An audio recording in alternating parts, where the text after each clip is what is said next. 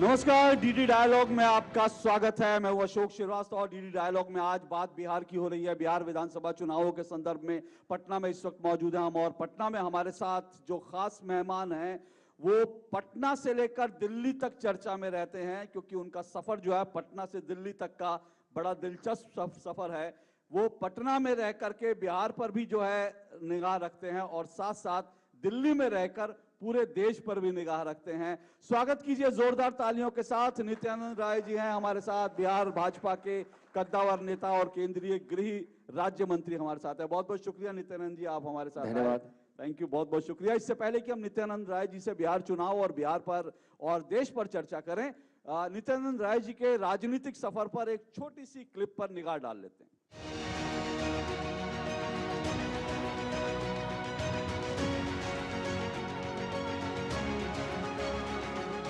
नित्यानंद राय भाजपा के वरिष्ठ नेता और भारत सरकार में गृह राज्य मंत्री हैं। उन्होंने राजनीतिक जीवन की शुरुआत 1982 में एबीवीपी से की थी और 1990 में वे भारतीय जनता पार्टी में शामिल हुए। 1998 में नित्यानंद राय को भारतीय जनता युवा मोर्चा का अध्यक्ष और 2016 में बिहार भाजपा का प्रदेश अध्यक्ष बनाया गया। बाद में उन्होंने राज्य सचिव, महामंत्री और बिहार भाजपा इकाई के अध्यक्ष का भी पदभार संभाला। साल 2000 से 2014 के बीच वे 4 बार बिहार विधानसभा के सदस्य रहे और वर्ष 2014 से वे लगातार उजियारपुर लोकसभा सीट से सांसद हैं। बिहार की राजनीति में नित्यानंद राय की पहचान तीक्ष्ण राजनीतिक कौशल और जमीन से जुड़ाव के नेता वाली रही है। तो नित्यानंद राय जी हमारे साथ हैं। लंबा सफर रहा है, छात्र जीवन से लेकर अब तक यहाँ तक पहुंचे हैं। नित्यानंद राय जी, क्योंकि बिहार में चुनाव है तो सबसे पहले लालू यादव जी ने ट्वीट किया है 6 और नवंबर 11 नवंबर को चुनाव है। उन्होंने ट्वीट किया है 6-11 एनडीए बिहार से 9-2-11। शायद वह भूल गए जो उनको भूलना नहीं चाहिए। आज से 20 साल पहले ही उन्होंने जो जंगल राज बिहार में स्थापित किया था, परिवारवाद की परंपरा उन्होंने जो प्रारंभ की थी, ऐसे तो कांग्रेस ने पूरे देश में प्रारंभ किया था, लेकिन बिहार में लालू जी ने प्रारंभ किया। और उस जंगल राज में जो लगभग 60 नरसंहार हुए थे, हजारों हजार हत्याएं हुई थी, जिसका एफआईआर हुआ, लेकिन लाखों हत्याएं हुई थी जिसके एफआईआर तक नहीं उस जंगल राज में लिया जाता था। और विकास नाम का कोई चीज नहीं था। और कभी एक किसी व्यंगकार ने व्यंग किया था कि लालू जी के इस जमाने में अगर कोई अपराधी भागते भागते रोड पर किसी सड़क के गड्ढे में गिर जाए तो पुलिस ढूंढ भी नहीं पाएगी। इतना बड़ा गड्ढा होता था कि उसमें कोई रह भी जाए, छुप भी जाए तो। बेंगार की बात मैं कर रहा हूं। तो इन सब करतूतों के कारण जनता ने उनको पहले 9-2-11 कब करा दी। अब 9-2-11 जो व्यक्ति हो गया है तो उसको बार बार 9-2-11 ही याद आएगा, इसलिए कि जनता ने उनको 9-2-11 करा दी है। लेकिन नित्यानंद राय जी, आप लोग जहां से शुरू करते हैं 20 साल पुराना जंगल राज याद दिलाते हैं। सर 20 साल से तो बिहार में आप हैं, तो 20 साल पुरानी बातें याद करा कर आप लोग चुनाव क्यों जीतना चाहते हैं? नहीं, देखिए, मैं बहुत धन्यवाद आपको। वो 9-2-11 वाली पार्टी से, जंगल राज वाली पार्टी से मैं कहना चाहूंगा कि इस 20 वर्ष के कालखंड में हमने जो किया है, यानी एनडीए जो की है, उसका हिसाब देने के लिए मैंने तेजस्वी जी को कहा था कि आप एक दिन अपने घर पर बुलाइए, मैं आपका 1 गिलास दूध या आधा कप चाय पिएंगे और 20 साल का हिसाब दे देंगे। मेरा हिसाब अगर गड़बड़ रहा तो आपकी जीत, अगर हमारा हिसाब सही है तो आपका पराजय। कहां उस चुनौती को स्वीकार किया? अब तो आचार संहिता लग गया। अभी आपकी चुनौती कायम है इस चुनाव में भी? आज भी चुनौती कायम है। अगर चुनाव आचार संहिता बाधा न हो तो अभी भी जाने के लिए तैयार हूं, नहीं तो किसी न किसी माध्यम से जरूरत होगा तो आप सबके माध्यम से भी उनको विकास का हिसाब में जल्द दे देने वाला हूं। तो आप चुनाव के दौरान में तेजस्वी से सीधा 1-to-1 बहस करने के लिए तैयार हैं एकदम। बिहार के विकास पर? मैं आपके माध्यम से मैं उनको संवाद दे रहा हूं कि आप ही के मंच पे आ जाए और बिहार के विकास और जंगल राज को की परिभाषा वो भी समझ ले, विकास की परिभाषा हम उनको समझा दे। दूसरा है कि सिर्फ 15 वर्षों को याद कराकर हम चुनाव नहीं जीतना चाहते। 15 वर्षों का कलंक जो बिहार के माथे पे है, जनता उसको भूल नहीं पा रही और उसकी आवाज जो है जंगल राज की, उसको हम लोग भी याद रखे हुए हैं, जनता भी याद रखी हुई है। लेकिन मैं कह रहा हूं कि इस 20 वर्षों में बिहार की सड़कें की स्थिति देखिए। जब यह विदेशी घुसपैठियों को बचाने के लिए बिहार में यात्रा किए थे तो इन्होंने एक हिसाब दिया था, मैं इतने घंटे में, इतने दिन में मैं इतने 100 किलोमीटर की यात्रा कर ली, शायद 10% भी उस जंगल राज की टूटी हुई सड़कों पर यात्रा नहीं कर पाते। आज यहां घर घर बिजली है, गांव गांव सड़क है, आज यहां सुशासन की व्यवस्था है, आज यहां वृद्धा पेंशन भी 400 से 1100 हो गया है। यहां करोड़ों की संख्या में, एक दिन की बात मैं नहीं कर रहा हूं, करोड़ों की संख्या में हमारी जीविका दीदी हैं। वह कहते हैं कि अभी हुआ है, करोड़ों की संख्या में। और भारत की सरकार ने तो 8000 पहले ही जीविका की बहनों को अपने उद्योग के लिए पहले ही से दे चुकी है। और आज 75 लाख से भी ज्यादा जीविका की बहनों के खाते में 10,000 गया है। और मैं तो खुशी हो रहा हूं कि उस 10,000 से जो हमारी बहनों ने जो काम किया है, उसका मैं अभी मैं उदाहरण देना चाहता हूं कि उसका हम प्रोडक्शन, लोग कहते हैं कि 10,000 में क्या होगा। 10,000 लेने के लिए तो 10 रुपए सैकड़े ब्याज महीने दर से, वार्षिक दर नहीं, महीने से उनको लेना पड़ता था और उनको चुकाने में उनकी जमीन बिक जाती थी, घर बिक जाता था, बंधक पड़ जाते थे। 14 लाख करोड़ से भी ज्यादा जब से प्रधानमंत्री माननीय नरेंद्र मोदी जी बने हैं बिहार के विकास के लिए दिए। 11 वर्षों में 14 लाख करोड़ एक दिन में तो नहीं दिया गया।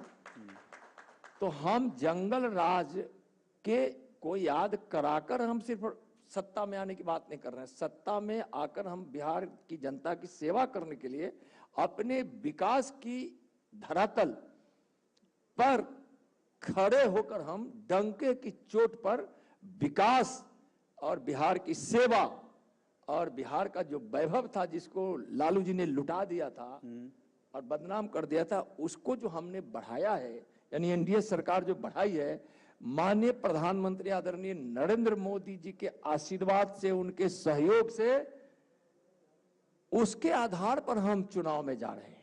और जंगल राज लोग याद रखे हुए हैं। किसी के चेहरे पे अगर कोई घाव आ जाता है तो दाग मिटने में भी काफी वर्षों वर्ष लगता है, कभी तो जिंदगी भर व्यक्ति का, मैं बात करूं, नहीं मिट पाता है। लेकिन बिहार में कम से कम उस जंगल राज का वह कोहराम और वह लालू राबड़ी सरकार का दिया हुआ दर्द, बच्चों की चीख, होता हुआ पलायन, फैक्ट्रियों का बंद होना और जातीय उन्माद, नरसंहार, सामूहिक बलात्कार से लेकर बच्चों को भी फिरौती के लिए अपहरण और उसकी हत्या, क्या बिहार यह भूलेगा? क्या नहीं भूलेगा। बिहार के लोग भी याद रखे हैं और हम लोग भी बिहार की राजनीति करते हैं, तो हम लोग जैसे भी उस जंगल राज को भोगे हैं, इसलिए यहां रहने वाला हर व्यक्ति, अमीर, गरीब, व्यापारी, किसान, मजदूर, छात्र, हमारी मां बहनें सब भोगा है। इसलिए बिहार के जंगल राज को न भूला जा सकता है और न लोग भूले ही। चलिए, दो बातें इंपॉर्टेंट जो हैं अभी तक नित्यानंद राय जी ने कही। उन्होंने कहा बिहार में जो जंगल राज था, जैसे दाग होता है वो ऐसा दाग है जिसको धुलने में अभी कई बरस लग सकते हैं, इसलिए लोग याद रखे हुए हैं। दूसरा वो ये भी कह रहे हैं कि हमारा डेवलपमेंट ऐसा है बिहार में, जो एनडीए सरकार ने किया उस पर वो तेजस्वी यादव जी को खुली चुनौती भी दे रहे हैं कि कभी भी आइए और डेवलपमेंट का हिसाब किताब होगा तो हम कोशिश करेंगे तेजस्वी यादव जी तक आपकी चुनौती पहुंचाएं और उनसे कहें कि इसको स्वीकार पहुंचाएं और स्वीकार कराएं। हाँ बिल्कुल बिल्कुल जी, हम जरूर। अभी आपने सर घुसपैठियों की बात करी। अब लोग ये बिहार में चर्चा कर रहे हैं क्योंकि आपके बड़े नेता दिल्ली से जो आने वाले, आप भी दिल्ली से आते हैं, तब सब घुसपैठियों की बात करते हैं। अभी 69 लाख के करीब वोटर जो हैं वो काट दिए एसआईआर की प्रक्रिया में। अब उसमें घुसपैठिए क्या है कोई बता ही नहीं रहा। चुनाव आयोग की जिम्मेदारी तो नहीं है, लेकिन कम से कम केंद्र सरकार की जिम्मेदारी है, तो बताए भाई 69 लाख में कितने घुसपैठिए बिहार में थे जिनको आपने छटवाया? देखिए, मैं जरूर कहूंगा कि जो भी मतदाता सूची से जितने भी लाख मतदाता बाहर हुए हैं उसमें कई श्रेणी के हैं। कुछ तो ऐसे हैं जी जो स्वर्गवासी हो गए हैं, कुछ तो ऐसे हैं जो कांग्रेस और आरजेडी की सरकार में तुष्टीकरण के तहत उनको मतदाता सूची में गलत कागजातों के आधार पर या बिना कागजात के उस समय जो कि जंगल राज ही था, तो उस समय उनको जो मतदाता सूची में सूचीबद्ध कराया गया, जिनके पास कोई प्रमाण नहीं है, वैसे लोग भी हैं। बहुत लोग कुछ ऐसे भी हैं जिनका 2 स्थानों पर रहा होगा तो एक स्थान पे चला गया होगा, जो चुनाव आयोग का नियम है। तो सब मिलाकर उतने लोग हैं। लेकिन इतना हम जरूर कहेंगे कि चुनाव आयोग को बहुत बहुत धन्यवाद कि बहुत दिनों के बाद पूर्ण समीक्षा मतदाता सूची का कराकर पारदर्शिता के साथ मतदाता सूची को बिहार के चुनाव के लिए समर्पित किया है। बहुत बहुत धन्यवाद। और घुसपैठिए यहाँ हैं और आज घुसपैठिए की दिन नहीं है कि घुसपैठ कर ले। हमारा बीएसएफ तैनात है, बिहार की सरकार भी है, तो राज्य सरकार जहां जहां हमारी है वहां हम पूरी तरह से प्रतिबंध नहीं, नकेल कस दें कि घुसपैठिए भी क्या परिंदा भी नहीं पर मार सकता है। नहीं तो और यह सारे घुसपैठिए पहले के हैं, या तो जंगल राज के हैं, राजद के, या फिर कांग्रेस के जमाने। आप कह रहे हैं 20 साल पहले से ही घुसपैठिए आए हुए हैं? बिल्कुल। हाँ, बीच में 14 वर्षों में हमारे यहाँ घुसपैठ बंद है। छीटपुट करने की कोशिश भी करता है तो उसको कामयाबी नहीं मिलती है। लेकिन जैसे पश्चिम बंगाल की सरकार बार बार अभी भी घुसपैठ कराने में दिन रात लगी रहती है। रात में भी हमारी ममता जी सोचते हैं कि अगर 1000-2000 घुसपैठी आ जाए तो हमारा वोट बढ़ जाए, इसलिए कि राजनीति उनकी तुष्टीकरण की है। तो बिहार में 14 वर्षों से निश्चित रूप से जब डबल इंजन की सरकार वहां यहाँ है तो बिल्कुल बंद है। पर सवाल फिर ये आता है नित्यानंद जी कि अल्टीमेटली कितने घुसपैठी हैं? और अब क्योंकि 11 साल से केंद्र में नरेंद्र मोदी जी की सरकार है, अमित शाह जी गृह मंत्री हैं, आप गृह राज्य मंत्री हैं, आखिर इन घुसपैठियों को कब निकालेंगे? 11 साल तो हो गए। देखिए, घुसपैठिए का आना बंद हो गया है। पहले से घुसपैठिए आए हैं। सरकार इस पर संवेदनशील है, सचेत है।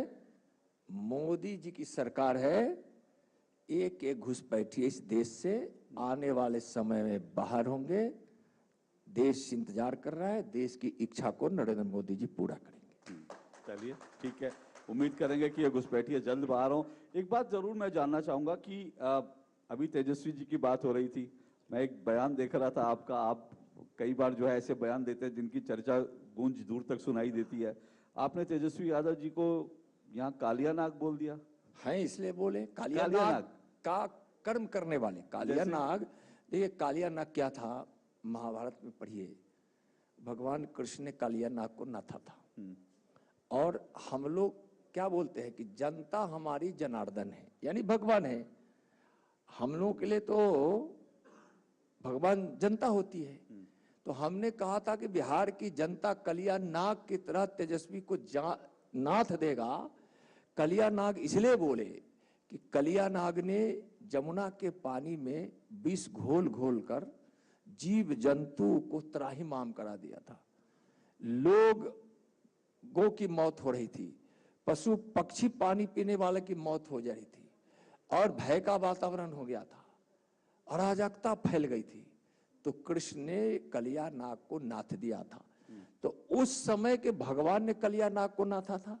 तो इस लोकतंत्र के भगवान जनता कलिया नाग जो विष घोलता है समाज में, जाति उन्माद पैदा करता है, भड़काता है, अपराधियों को घर में बैठाकर उसका स्वागत करता है, तो उस कलिया नाग को जनता नाथ देगी और नाथेगी ही। 9-2-11 होने के बाद भी उसको नाथ देगी यहाँ की जनता। तो आपको गुस्सा शायद इसलिए आया था क्योंकि बिहार में लगातार प्रधानमंत्री जी की दिवंगत मां को अपमानजनक शब्दों गालियों का प्रयोग हो रहा था प्रधानमंत्री जी के लिए, उनकी मां के लिए, जो अब दुनिया में नहीं है। देखिए, इसलिए आपको गुस्सा आया क्या? गुस्सा उसको नहीं कहेंगे, लेकिन अपार दुख हुआ था। उस अपार दुख जो माननीय प्रधानमंत्री जी की माता जी को जो गाली देने का काम राहुल जी और तेजस्वी जी करवाए, मंचों से हुआ, और तेजस्वी जी के तो सामने में ही हुआ। तो माता माता होती है, किसी की माता हो, उसको गाली देना अपने समाज में उसको पाप माना जाता है। और हमारे प्रधानमंत्री जी की माता जी, सोचिए, एक गरीब परिवार में जन्म लेने वाले नरेंद्र मोदी जी, जिनकी माता को अपने बच्चों के लालन पालन के लिए दूसरे के घर में बर्तन धोने जाती थी, मजदूरी करती थी, पानी भरती थी, और उस अवस्था में जब घर गरीबी के दौर से गुजर रहा था, और आज भी प्रधानमंत्री जी को देखिए तो गरीबों ने उनको मसीहा मान लिया था, माना है, अभी गरीब के मसीहा गरीबों ने माना है। तो ऐसी मां जो गरीबी की जिंदगी अपने बच्चों के साथ जी रही थी, और जब प्रधानमंत्री जी ने गरीबों की सेवा के लिए, देश की सेवा के लिए जब घर का उन्होंने परित्याग किया, तो वह मां उनको अनुमति दी, आशीर्वाद दी कि जाओ तुम इस देश के लोगों की सेवा करो। उसकी सेवा में जा रहे हो नरेंद्र, जो हमारी भी मां है, तुम्हारी भी मां है, यानी भारत मां है। आशीर्वाद है, तुम अपने जीवन में लक्ष्य को प्राप्त करो, गरीबों की सेवा में लो। उस गरीबों के मसीहा की मां को गाली, उस मां को गाली जिस मां ने अपने पुत्र को गरीबी की अवस्था में भी देश को समर्पित कर दी। कितना अन्याय है। तो उस समय अपार दुख हुआ था। उस अपार दुख और वेदना ने शायद मुझको इतना विचलित कर रखा था कि हो सकता है कि उस वेदना के कारण जो शब्द निकल रहे होंगे, वह लग रहा होगा कि यह गुस्सों से भरा हुआ शब्द है, तो वह वेदना से भरा हुआ शब्द था।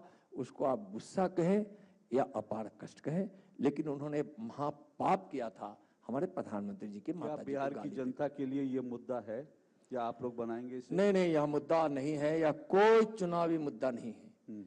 लेकिन जिस समय उन्होंने गाली दिया, तो उस अपार कष्ट वाले समय में बिहार के लोगों को, देश के लोगों को, भारतीय जनता पार्टी एनडीए के कार्यकर्ताओं को अपार दुख हुआ था। तो उस समय प्रतिक्रिया स्वाभाविक था।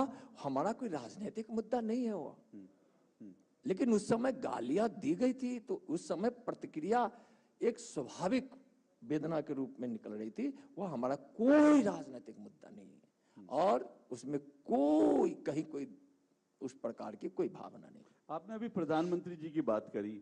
आप अक्सर ये कहते हैं कि भाई जैसे स्वामी विवेकानंद जी थे, वो भी नरेंद्र से विवेकानंद हुए, वैसे ही जो है ये नरेंद्र है आपके लिए गरीबों के मसीहा हो गए। आप दोनों का कंपैरिजन करते हैं बहुत। जी करते हैं, और आज से नहीं करते हैं, बहुत पहले से करते हैं। और ऐसा नहीं कि मैं आज गृह राज्य मंत्री हूँ इसलिए कर रहा हूँ। जब हम युवा मोर्चा के बिहार के अध्यक्ष थे, तो राष्ट्रीय महामंत्री के कारण संगठन के दायित्व में उस समय थे, तो हमारे प्रभारी थे माननीय प्रधानमंत्री नरेंद्र मोदी जी। हमने उनको देखा है, उनको सुना है, और बहुत ही तरीके से देखा है। हमको याद है एक बार 1 मई के दिन उनके साथ रहने का मौका मिला। 1 मई का दिन था, बहुत खामोश बैठे थे, बहुत खामोश, बहुत देर से सोच रहे थे। और उनके स्वभाव में जितनी सरलता है और उनसे कोई बात करे तो इतने सहज भाव में करते हैं।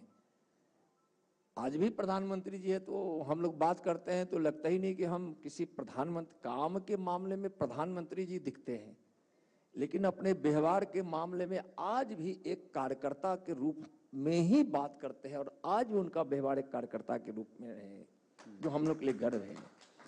1 मई का दिन था और उनसे हम पूछे कि आप इतने खामोश क्या है, चाय लाएं? कुछ ऐसा ही कुछ बैठक में या कहीं कोई यात्रा में हम उनके साथ थे तो मुस्कुराए थोड़ा सा, लेकिन उनकी मुस्कुराहट में वेदना थी, हम समझ रहे। दोबारा हम पूछे चाय लाए? बोले कि आज क्या है? हम कहे 1 मई है। और क्या है? मुझको ध्यान नहीं आया, ये मेरी गलती थी। बोले कि और क्या है? तो मैंने दिन बता दिया, उस दिन का जो दिन था। तो बोले और क्या है? बहुत गंभीर रूप से बोले, लेकिन उनके अंदर जो दुख का भाव था। फिर हम उत्तर नहीं दिए। बोले कि आज मजदूर दिवस है। 1 मई मजदूर दिवस, 1 बिल्कुल। मई। उस दिन के हम अपने नरेंद्र मोदी जी को याद करते हैं, जो आज हमारे आदरणीय प्रधानमंत्री जी है। कि 1 मई के दिन उनकी खामोशी कह रही थी कि मजदूरों का कल्याण हो, मजदूरों का शोषण हुआ है, मजदूर हमारे लिए आराध्य है। और आज जब 1 रुपया पेंशन पाने वाले उन मजदूरों को कम से कम पेंशन 1000 किया हमारे प्रधानमंत्री जी ने, तो बार बार मेरा मन ही कह रहा था वही 1 मई था जो हमने प्रधानमंत्री जी के चेहरे पे उस दिन एक संकल्प देखे थे और मजदूरों के प्रति उनका प्रेम देखे थे या उनका कष्ट देखे थे। इसलिए मैं कह रहा हूं कि नरेंद्र से नरेंद्र, कि आज इस देश में कोई भूखे पेट नहीं सो रहा है, आज गरीब भी पढ़े, इसकी व्यवस्था प्रधानमंत्री जी ने कई प्रकार के विद्यालयों को खोलकर कर रहे हैं। आज उनका संकल्प है कि कोई भी हमारा देशवासी बिना छत के नहीं रहे। उस संकल्प को पूरा होते देख रहे हैं, पूरा हो रहा है, जो बचा है जल्द हो जाएगा। तो लग रहा है कि एक नरेंद्र ने भविष्यवाणी की थी और दूसरा नरेंद्र जो गरीबों का मसीहा, विकास के भगीरथ और कर्मयोगी प्रधानमंत्री, दुनिया के सबसे लोकप्रिय नेता, दूसरा नरेंद्र यानी प्रधानमंत्री आदरणीय नरेंद्र मोदी जी। वैसे आपने, इसलिए हम उनको विवेकानंद से आपने मजदूर दिवस की बात की तो मुझे ध्यान आया कि प्रधानमंत्री नरेंद्र मोदी जी ने जब डीडी न्यूज पर मेरे साथ एक इंटरव्यू किया था डीडी न्यूज के लिए, तो उन्होंने ये कहा था कि मैं भारत का मजदूर नंबर 1 हूं, क्योंकि मैंने आज तक कोई छुट्टी नहीं ली और ऐसे मजदूर में दिन रात मेहनत करता हूं। तो इसलिए शायद उनको मजदूर दिवस की गर्व होता है हमारे। लेकिन मैं इससे पहले कुछ ऑडियंस के भी सवाल लूंगा। पर नित्यानंद जी, एक बात, आप नरेंद्र मोदी जी के फैन हैं आपकी बातों से, और दुनिया में बहुत सारे उनके फैन हैं, लेकिन लगता है कि आपके जो सीनियर नेता हैं अमित शाह जी, वो आपके फैन हैं। वो जिस तरह से आपके लिए, आपके जब चुनाव प्रचार के लिए जाते हैं तो जिस तरह से वोट मांगते हैं, वो ये कहते हैं, वो ये भी उन्होंने एक बार कहा था कि मैं बीमार था कोरोना समय में, लेकिन नित्यानंद राय 5 बजे जाते थे और उसके बाद सुबह 5 बजे तक काम करते थे। मतलब जिस तरह से वो आपकी तारीफ कर रहे थे, एक सीनियर मिनिस्टर एक जूनियर मिनिस्टर की इस तरह से तारीफ करे, मतलब वो लगता है वो आपके काम के फैन है अमित शाह जी। देखिए, मेरा सौभाग्य है जीवन का, और इससे बड़ा सौभाग्य कुछ नहीं हो सकता है। कभी कभी लोग पूछते हैं कि आप मुख्यमंत्री की इच्छा रखते हैं क्या? हाँ, मैं पूछने वाला हूं आपसे ये सवाल। तो मैं कहता हूं नहीं नहीं नहीं। हाँ, हाँ। इसलिए कि इससे बड़ा सौभाग्य मेरे लिए कुछ नहीं हो सकता है कि माननीय प्रधानमंत्री आदरणीय नरेंद्र मोदी जी के प्रेरणा में, उनके नेतृत्व में, उनके मार्गदर्शन में और माननीय गृह मंत्री श्री अमित शाह जी के सानिध्य में, उनके मार्गदर्शन में काम करने का मौका अगर गृह राज्य मंत्री के रूप में नित्यानंद राय को है, तो इससे बड़ा जीवन की न कोई अवसर है और न इससे बड़ी खुशी है। कार्य क्षेत्र की बात कर रहा हूं। लेकिन अगर नरेंद्र मोदी जी और अमित शाह चाहें कि नित्यानंद राय जी बिहार के मुख्यमंत्री हो, तब वो आपको आदेश दें? मैं बता रहा हूं कि मैं मुख्यमंत्री की न इच्छा रखता हूं, न हमारी कोई दावेदारी है। और मैं जो कहने चाह रहा था आप प्रश्नों को उत्तर कि माननीय गृह मंत्री जी आकर बोले कि नित्यानंद कोविड काल में भी 5 बजे आकर सुबह में 5 बजे निकलता था। वह समय होता है 12 घंटे का, लेकिन हमारे माननीय प्रधानमंत्री जी को उस समय हम काम करते हुए देखे हैं, किस संकल्प और बिना थके हारे कोविड काल में काम करते थे। और माननीय गृह मंत्री अमित शाह जी को भी हम देखे हैं।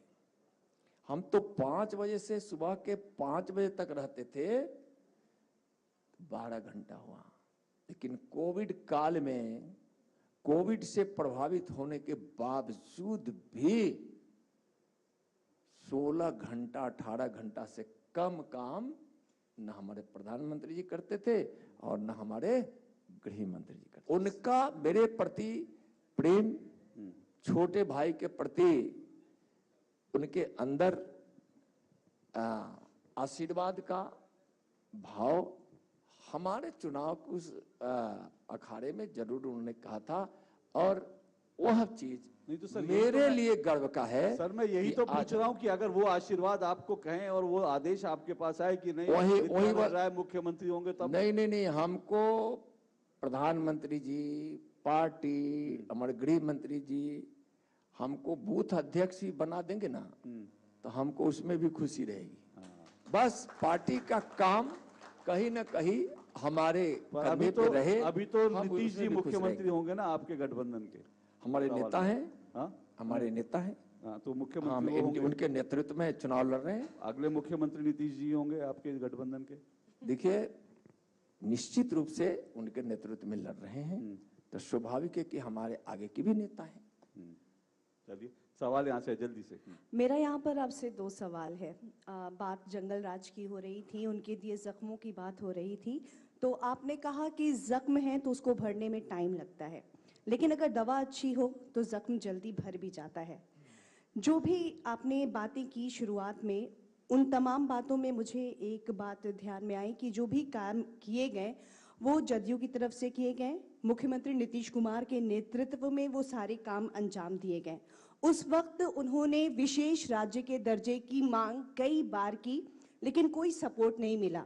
और अब जब चुनावी साल है तो बजट हो या फिर अभी कई बार प्रधानमंत्री बिहार दौरे पर आए और बहुत सारी योजनाओं की जो झड़ी लगी है, तो क्या ये बात बिहार के बदलाव की है या चुनावी बात थी? और मेरा दूसरा सवाल भी है। एक सवाल कर नहीं, मैं बोल देती हूँ। अच्छा, जल्दी से। कि आपने कहा कि घुसपैठिए को हम बाहर कर देंगे, लेकिन जब चुनावी साल आता है तो कहीं ना कहीं से घुसपैठिए जो है वो हमारे देश में आ जाते हैं और एक अलग रंग हो जाता है।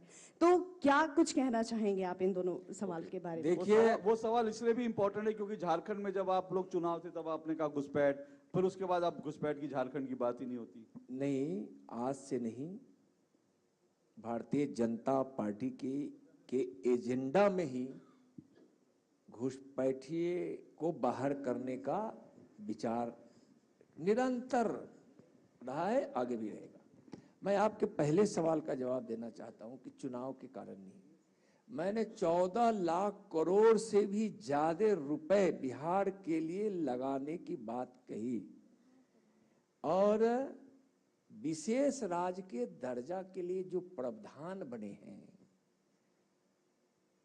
और विशेष राज्य को दर्जा इसलिए मिलता है कि उसका विकास हो, विकास मुख्य मुद्दा है। और 14 लाख करोड़ रुपए बिहार के लिए अलग से विशेष पैकेज, वही विशेष पैकेज बिहार को विशेष रूप से विकसित कर रहा है।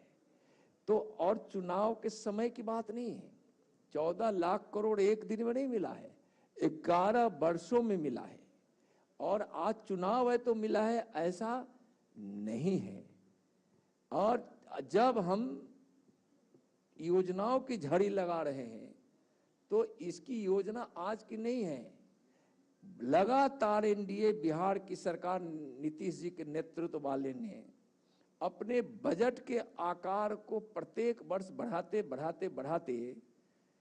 जब 3 लाख करोड़ से हम पार किए और जब हम सक्षम हो गए देने में, उस समय को हमने बिना गवाए हमने गरीब कल्याण के लिए, जीविका की बहनों के लिए, हम अपने बुजुर्गों के लिए, हम अपने विधवा माता बहनों के लिए या युवाओं के लिए या हर प्रकार की जो योजना लाए हैं।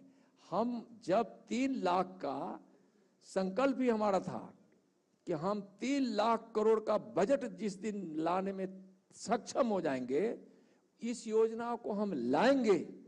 इसलिए कि भारतीय जनता पार्टी का अंत्योदय तो हमारा सिद्धांत ही है, लेकिन उस अंत्योदय की सेवा के लिए संसाधन की जो जरूरत थी 3 लाख करोड़ की, उसको हम पार किए, समय आया, दिए। चुनाव इसका मतलब नहीं। ओके, चलिए सर। और घुसपैठिए पर एक लाइन की जरूर है। घुसपैठिए को तो यहाँ भारत छोड़ना ही पड़ेगा। और जिस प्रकार से जाल आकर कांग्रेस के शासन काल में और आरजेडी के शासन काल में यहाँ जो जाल बुनकर जिस प्रकार से कुंडली मारकर छुपा है, तो उस छुपे हुए घुसपैठियों को आज से नहीं, उसकी मैपिंग, उसकी जांच पड़ताल, छानबीन, प्रमाण लगातार जारी है। चुनाव में हमारे विरोधी इसको ज्यादा लेकर आते हैं। एसआईआर के खिलाफ जब वह घुसपैठियों को बचाने के लिए सड़कों पर उतरे, तो हम तो बिना सड़क पर उतरे ही कह रहे कि हम तो घुसपैठियों को बचाने की आप बात कर रहे हैं, हम तो उसको यहां से निकालने की बात कर रहे हैं। ओके सर, एक आखिरी सवाल बहुत संक्षेप में। आप लोग एक तो कितनी सीटें आप उम्मीद कर रहे हैं एनडीए की, और दूसरा बहुत संक्षेप में चाहूंगा कि अगर आप इतना कॉन्फिडेंट हैं डेवलपमेंट, जंगल राज, फिर जो है आप लोगों को चुनाव में सेलिब्रिटीज को पीछे भागने की जरूरत क्यों पड़ रही है? अभी कुछ और फिल्म स्टार्स के नाम आए, मैथिली ठाकुर का नाम आया, फिर आपको ये सेलिब्रिटी चेहरों की जरूरत क्यों पड़ रही है? इतने कम उम्र की बिटिया जो अभी 25 साल अपने उम्र की पूरी की है, मैथिली ठाकुर का यह संकल्प था कि हम जंगल राज लाने वालों को एक न एक दिन जवाब देंगे। और जैसे अपनी उम्र को पार की, भारतीय जनता पार्टी को याद की और बिहार की सेवा का उन्होंने ऐलान कर दी।